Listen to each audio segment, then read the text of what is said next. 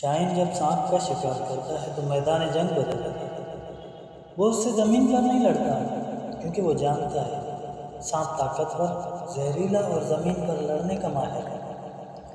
یہ اسے اٹھا کر آسمان پر لے جاتا ہے اور اسے اونچائی پر لے جا کر چھوڑ دیتا ہے، کیونکہ سانپ میں ہوا میں توازن برقرار رکھنے کی صلاحیت نہیں ہے، نہ ہی اس میں ہوا میں لڑنے کی طاقت اور مہارت ہے۔ اس لیے سانپ ہوا میں کمزور ہوتا ہے اور شاہین اس کا آسانی سے شکار کر لیتا ہے۔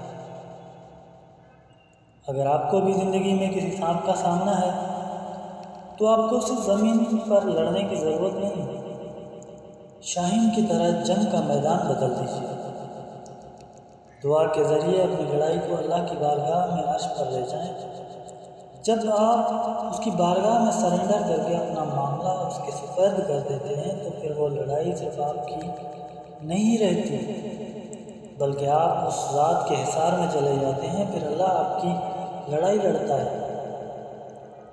یاد رکھیں، دشمن سے کبھی بھی اس جگہ جنگ نہ کریں جہاں وہ آسانی سے لڑ سکے۔ ہمیشہ اپنی لڑائی دعاؤں کے ذریعے عرش پر لے جائیں، اس پر مان کر کے دیکھیں، یقین جانیں آپ کو کبھی شکست نہیں ہوگی۔ یہ میرا دعویٰ ہے۔